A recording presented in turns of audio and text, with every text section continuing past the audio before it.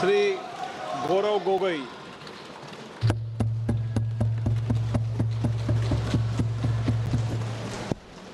धन्यवाद अध्यक्ष महोदय। आज हम इस विशेष चर्चा में भाग लेने के लिए खड़े हुए हैं और ये चर्चा इसलिए हो रही है क्योंकि हाल में ही जो युद्ध हुआ वो एक सूचना का युद्ध था। एक प्रकार से हम पड़ोसी देश और दुनिया भर को सच्चाई की सूचना देना चाहते थे और कुछ ऐसे ताकत थे, ऐसी शक्तियां थी जो भ्रम का सूचना सारे देश में, सारे दुनिया में फैला रहे थे। और इसीलिए इस चर्चा का विशेष मांग ये है कि आज सच्चाई सदन में आनी चाहिए। सच्चाई पहलगाम की आनी चाहिए, सच्चाई ऑपरेशन सिंदूर की आनी चाहिए, सच्चाई विदेश नीति की आनी चाहिए। और यही आज हमने सूचना का जो युद्ध की जो बात हम कर रहे हैं वो आज हमने आदरणीय राजनाथ सिंह के भाषण में सुना। बहुत से सूचनाएं दी उन्होंने, बहुत से जानकारी दी, लेकिन रक्षा मंत्री होने के नाते ये नहीं कहा कि पहलगाम में दहशतगर्द कैसे आए। ये नहीं कहा कि बेसारन में जहां पर 1000 लोग जाते हैं, खुशियां मनाते हैं, कैसे 5 दहशतगर्द वहां पर जाकर 26 लोगों की गोलियों से छलनी करते हैं। ये सूचना रक्षा मंत्री ने नहीं दी। यही है सूचना का युद्ध कि इतनी जानकारी देते हैं कि कभी कभी सवाल पूछना भी भूल जाते हैं। और आज ये है हमारे विपक्ष का कर्तव्य कि हम सवाल पूछेंगे देश हित में, राष्ट्र हित में।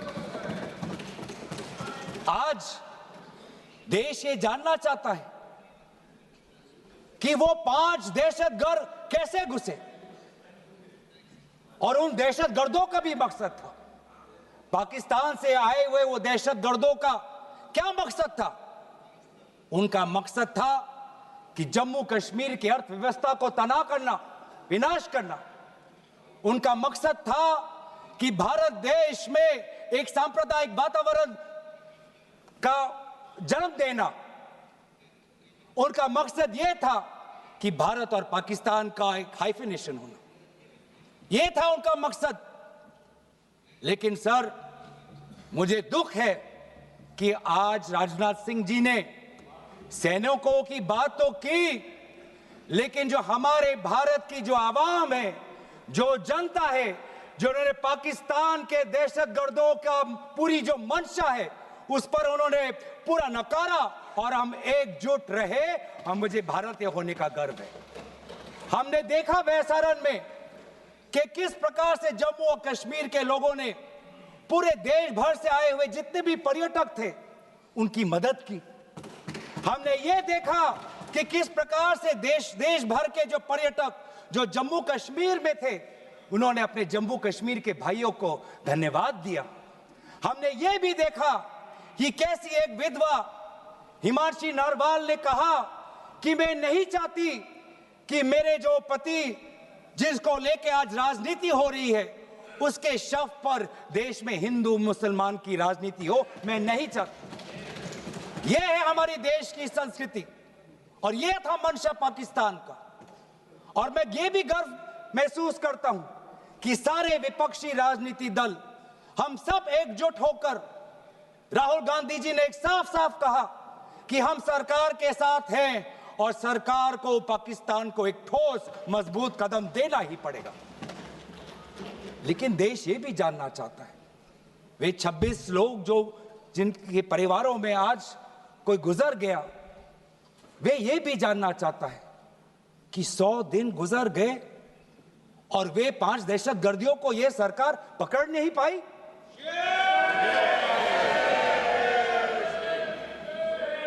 देश के वो लोग ये भी जानना चाहते हैं कि ये जो 5 दहशतगर्दे थे, दहशतगर्दी जो आए टेररिस्ट, निश्चय इनको किसी ने पनाह दी, निश्चय इनको किसी ने जानकारी दी, निश्चय ये पूरा जो 1 घंटा का जो उन्होंने गोला बारूदी की, उसके बाद ये फरार हो गए।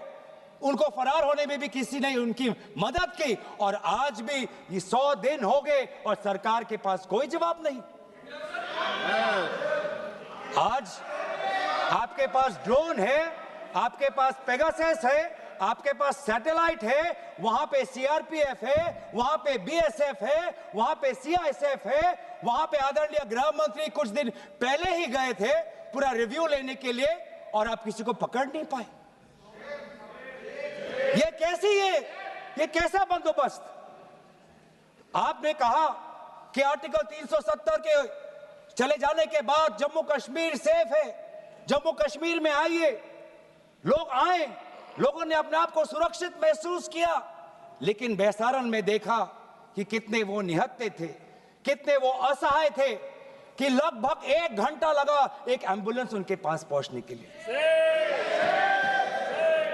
पुलिस पर अगर आर्मी भी आई तो चल के आई।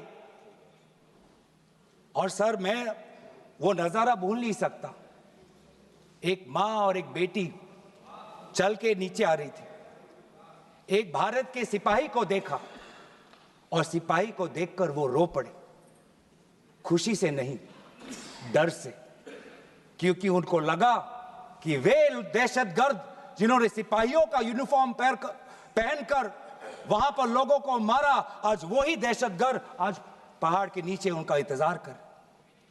उस भारत के सिपाही को कहना पड़ा कि मैं भारतीय हूं, तुम डरो मत, मैं भारतीय हूं, तुम सेफ हो, सुरक्षित हो। ऐसा दहशत उन्होंने महसूस किया। इस दहशत के ऊपर, इस डर के ऊपर आदरणीय राजनाथ सिंह एक शब्द तो कहते, आप एक शब्द तो कहते, ये आपकी भी जिम्मेवारी है राजनाथ जी, ये आपकी भी जिम्मेवारी है, रक्षा मंत्रालय का भी जिम्मेवारी है। बार बार हम ये देख रहे हैं सर कि आदरणीय गृह मंत्री जाते हैं, कहते हैं कि बहुत अच्छा बंदोबस्त हो गया है, टेररिज्म के हमने उनकी रीढ़ की हड्डी तोड़ दी, तब भी उरी होता है, तब भी बालाकोट, तब भी पुलवामा होता है, तब भी पहलगाम होता है। अंत में जाके जिम्मेवारी कौन लेता है? जम्मू कश्मीर के लेफ्टिनेंट गवर्नर नहीं। अगर जिम्मेवारी किसको लेनी पड़ेगी तो आदरणीय गृह मंत्री आपको लेनी पड़ेगी, नैतिक जिम्मेवारी आपको लेनी पड़ेगी। आप लेफ्टिनेंट गवर्नर के पीछे नहीं छुप सकते, आप लेफ्टिनेंट गवर्नर के पीछे ये केंद्र सरकार नहीं छुप सकती, क्योंकि गृह मंत्री खुद वहां पे थे कुछ ही हफ्ते पहले, खुद उन्होंने सिक्योरिटी का रिव्यू लिया कि आपके पास जानकारी नहीं थी। और सर, ये सरकार इतनी कमजोर, ये सरकार इतनी बुज़दिल कि आज उन्होंने इस सर में, क्योंकि उन्होंने अगर इसका किसी का दोष दिया तो टूर ऑपरेटर्स को दोष दिया कि टूर ऑपरेटर्स बिना अनुमति के द्वारा, बिना लाइसेंसेस के द्वारा लोगों को बेसहारा ले जा रहे, हमें तो पता ही नहीं था। ये है इनका कारण, ये बताना चाहते हैं। तो सर, यही तो दुख की बात है कि कहीं ना कहीं एक सरकार में एक अहंकार आ चुका है। इंटेलिजेंस और सिक्योरिटी जो फ्रेमवर्क है, एस्टैब्लिशमेंट है, जो लोग हैं जो निर्णय लेते हैं इंटेलिजेंस और सिक्योरिटी की, आज उनमें एक अहंकार आ गया है कि चाहे जितनी भी बड़ी गलती हो उन पर कोई सवाल नहीं उठा सकता। लेकिन आज हम सवाल उठा रहे हैं, आज हम सवाल उठा रहे हैं, आज हम सवाल उठाएंगे।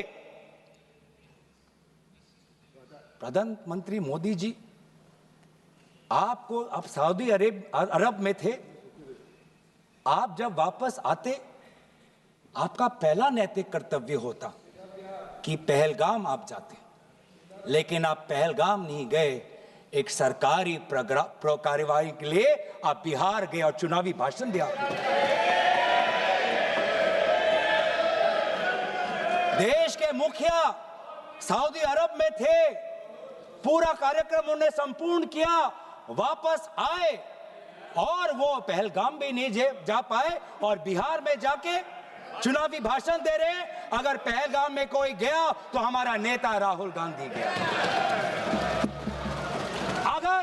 पहलगाम में जो लोगों की मृत्यु हुई, उनके लिए अगर शहादत की मांग कोई कर रहा है तो हमारा दल का नेता राहुल गांधी कर रहा है।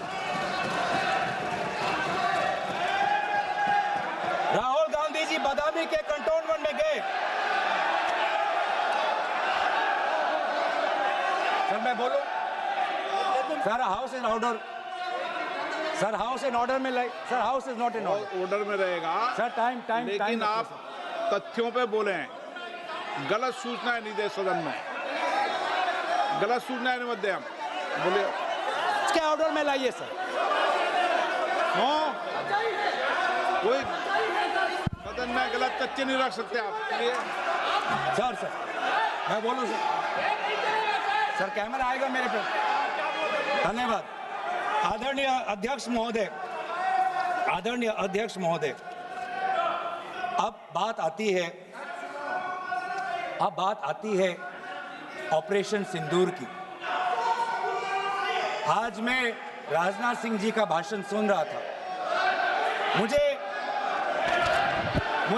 पता नहीं चल रहा था कि राजनाथ सिंह जी जो वो भाषण दे रहे थे वो किस समय का उजागर कर रहे थे।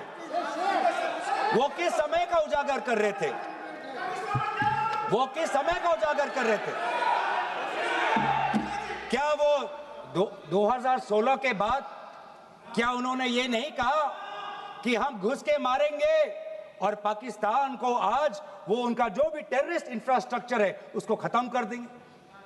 वही बातें तब की, वही बातें पुलवामा की बात की कि पुलवामा के बाद आज हमारे लड़ाकू जहाज अब गए हैं, अब पाकिस्तान अब कभी भी भारत पर उंगली नहीं दिखा सकता। और उसके बाद आज दोबारा वही बातें कर रहे हैं, कि हम घुस के मारे, हमने ये किया, फलाना किया। और ये अब भी कह रहे हैं कि ऑपरेशन सिंदूर कंप्लीट नहीं हुआ, अधूरा है, क्योंकि कल को जाके दोबारा पाकिस्तान कर सकता है। ये खुद कह रहे हैं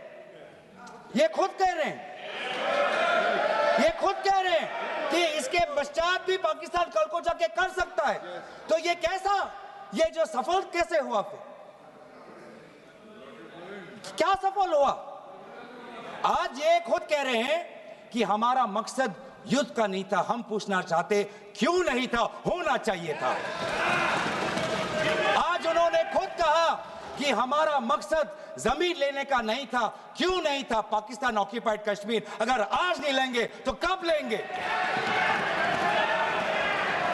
ये इन्होंने खुद कहा कि हमारा मकसद था टेररिस्ट के इंफ्रास्ट्रक्चर पर आक्रमण करना। तो क्या हमने उरी के समय नहीं किया? क्या हमने पुलवामा के समय नहीं किया? लेकिन उसके पश्चात भी पाकिस्तान का इतना साहस कि आज उन्होंने पहलगाम में जो पिछले 20 वर्षों में हमारे भारतीय नागरिकों पर सबसे दर्दनाक अगर हमला हुआ है तो आपके समय पे हुआ है। आपके समय में उरी हुआ, आपके समय में पुलवामा हुआ और आपके समय में आज पहलगाम हो रहा है। कुछ बातों का उजागर किया, कुछ किताबों का भी उजागर किया। ये नई प्रक्रिया है सर। हर चर्चा में आदरणीय भाजपा के नेता एक किताब उठा लेते हैं, जानकारी दे रहे थे। हमें नहीं सर, ब्लूमबर्ग को क्या जानकारी दिया, मैं पूरा पढ़ लेता हूं without editing. What is important, क्या जरूरी, हिंदी में अनुवाद करने की कोशिश भी करता हूं, मत करो। क्या ये जरूरी नहीं कि जेट गिरे, पर क्यों गिरे, क्या गलतियां हुई, वो महत्वपूर्ण है। संख्या महत्वपूर्ण नहीं सर। 35 ही राफेल है देश में, 35 ही राफेल है। अगर उनमें से कुछ गिरे भी तो देखिए सर, मुझे तो लगता है कि बहुत बड़ी क्षति हुई। 35 राफेल, अगर कुछ उनमें से भी अगर कुछ गिरे तो मुझे लगता है कि जरूरी है, क्योंकि आपको लगता है कि 35 राफेल काफी है, तो अगर कुछ गिरे तो वो भी जरूरी है। और उन्होंने उसके बाद ये कहा कि ये बात अच्छी है कि हमने अपनी गलतियों को समझा, उसको सुधरा और 2 दिन बाद हमने अपने जेट को उड़ाए और दूर से हमने आक्रमण किया। सर, ये मैं थोड़ी जानकारी चाहूंगा।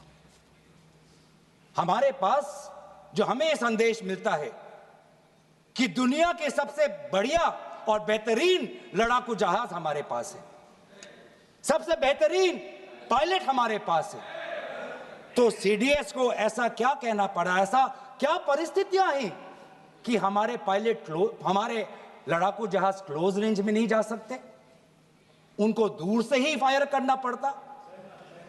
ये क्या है? ये क्या पाबंदी है? ऐसी ये क्या पाबंदी है कि सीडीएस को ये कह रहे हैं कि हमारे लड़ाकू जहाज ने पहले दिन गलतियां हमने सुधारी और दूर से हमने आक्रमण किया? क्या हम पास से नहीं कर सकते? ये जानकारी हमें दे। हम ये जानना चाहते हैं कि lieutenant general Rahul R Singh ने सदन के अंदर नहीं, सांसदों को नहीं, राजनीतिक दलों के फ्लोर लीडर्स को नहीं, फिक्की में जाके कहा। क्या कहा? उसका भी मैं हिंदी में अनुवाद करता हूं कि पाकिस्तान तो सिर्फ फ्रंट पे था और पाकिस्तान के पीछे चाइना उनके पूरी तरीके से समर्थन कर रहा है। ऐसी कोई आश्चर्य की बात नहीं होनी चाहिए, क्योंकि पिछले 5 वर्षों में लगभग 80% मिलिट्री हार्डवेयर पाकिस्तान को सब पूरा चाइना से मिल रहा है। तो सर, मैं आज पूछना चाहूंगा आदरणीय राजनाथ सिंह जी से, जो सरकार चीन को लाल आंख दिखाने की बात करती है, एक बार भी आपने चीन का उजागर अपने भाषण में क्यों नहीं किया? आर्मी कर रही है, आर्मी के कह रही है, आर्मी कहती है कि सिर्फ चीन और पाकिस्तान का ये 2 फ्रंट नहीं, अब 3 फ्रंट का भी हो सकता है, कन्वर्जेंस हो सकता है चीन, पाकिस्तान और बांग्लादेश को लेकर। लेकिन मैं सरकार को याद दिलाना चाहूंगा कि ये जो 2 फ्रंट की जो बात थी, इस बात की शुरुआत किसने की थी? इस बात की चेतावनी किसने दी थी? इस बात की चेतावनी इसी सदन में हमारे दल के नेता राहुल गांधी जी ने दी थी। और यही हम जानना चाहते हैं, कि आज जो युद्ध हुआ, इसमें पाकिस्तान को चीन से कितना समर्थन मिल रहा है। हम सेना से नहीं, आज हम आदरणीय राजनाथ सिंह जी से और प्रधानमंत्री मोदी जी से जानना चाहते हैं।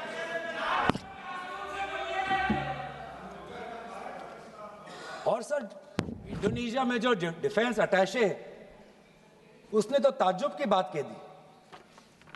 उसने क्या कहा सर?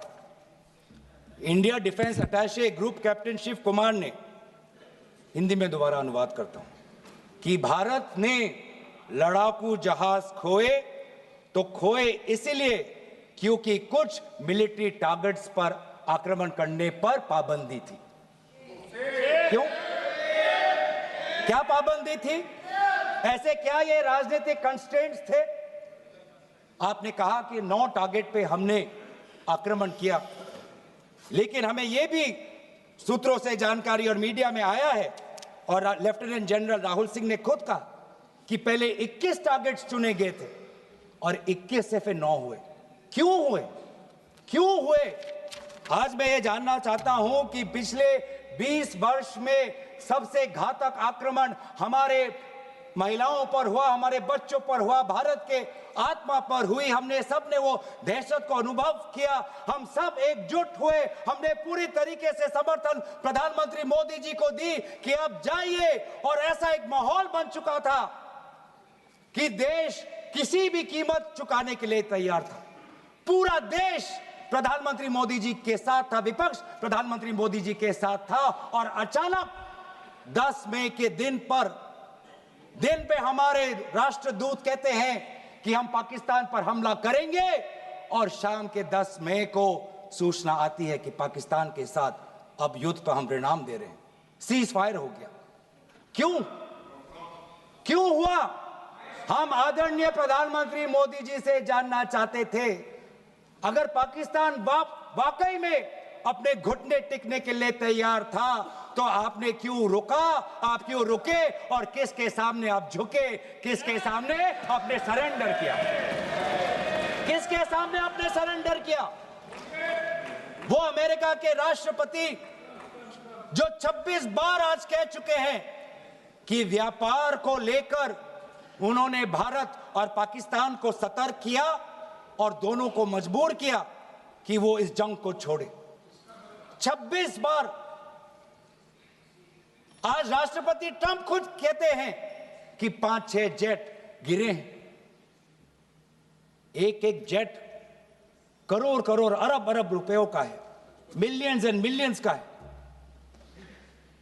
इसलिए हम जानना चाहते हैं, आज हमें स्पष्ट रूप से आदरणीय राजनाथ सिंह जी बताएं, देश पर विश्वास करें, देश में वो साहस है सच्चाई सुनने की। आज आप बताएं कितने लड़ाकू जहाज गिरे?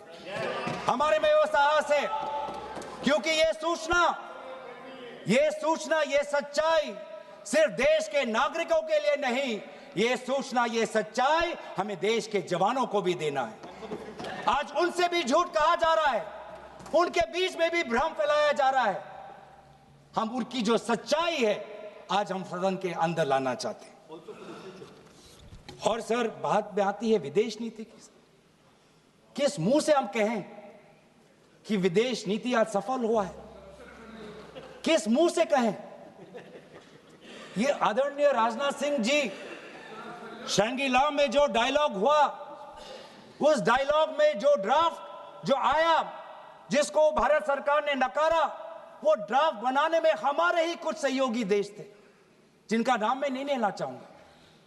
लेकिन ऐसे देश जिसको हम परंपरागत दोस्त हम मानते हैं, ट्रेडिशनल एलाइज मानते हैं, आज उन्होंने भी इंडिया और पाकिस्तान को हाइफिनेट कर दिया।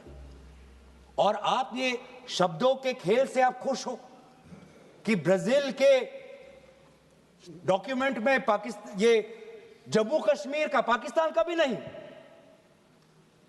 ब्राजील के डॉक्यूमेंट में सिर्फ जम्मू कश्मीर में जो दहशतगर्दी हुई उसी की निंदा हुई, पाकिस्तान की निंदा नहीं हुई। पर आप उससे खुश हो?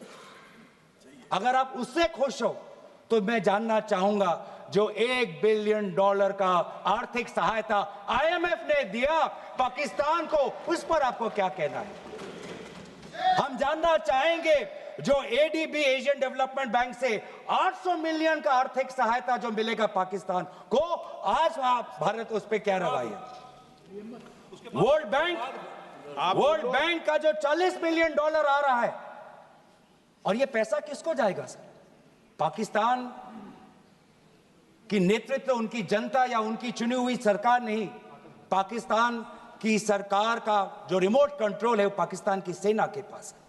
तो ये सारा पैसा वहीं जाएगा जहां पर हमने मिसाइल गिराई। तो क्या इतना भी हम नहीं कर पाए? क्या इतना भी ताकत नहीं? क्या इतना भी विश्व गुरु में लोगों का विश्वास नहीं, देश अंतर्राष्ट्रीय नेताओं का विश्वास नहीं कि IMF का एड ना जाए पाकिस्तान के पास, वर्ल्ड बैंक का एड ना जाए पाकिस्तान के पास, ADB का एड ना जाए पाकिस्तान के पास? आप में इतना भी ताकत नहीं कि एक देश ने पाकिस्तान को टेरर स्टेट का दर्जा नहीं दिया। एक देश ने आज FATF financial action task force में, जिससे बहुत नियंत्रण पाकिस्तान पे पड़ती थी, आज उससे वो 2022 में निकल आई ग्रे लिस्ट में। क्या वो डालेंगे? तो इसीलिए आज हम ये मांग करते हैं कि सरकार, अब डरिए मत, सच्चाई से डरिए मत। उस दिन भी देश सरकार के साथ दहशतगर्दी के खिलाफ खड़ा था, विपक्षी दल सरकार के साथ खड़े हैं, और आज भी दहशतगर्दी के खिलाफ सच्चाई के पक्ष में देश और विपक्ष आज सरकार के साथ। आप हमें अपना दुश्मन ना समझे, हम सरकार के दुश्मन नहीं हैं, हम अपने देश के पक्ष में बोल रहे हैं, जवानों के पक्ष में बोल रहे हैं। पर आप हमें कृपया सच्चाई देने का हमें वो सम्मान दीजिए।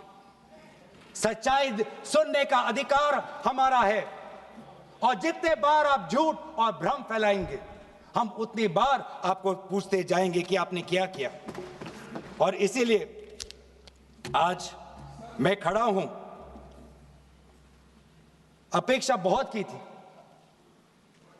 कि पहलगाम का उजागर होगा,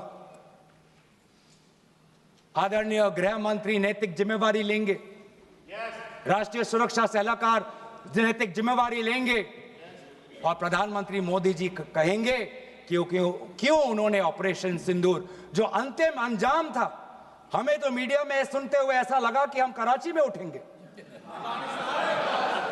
मीडिया में हमारे भारत की मीडिया जो जिनको सूचना अब से ही मिलती है, उनका सुनने में लगा कि आज तो हम फतह करके ही रहेंगे, लेकिन पता चला कि नहीं, कहीं ना कहीं हमारे पैर डगमगा गए और जो अंतिम परिणाम था उससे पीछे हम हट गए।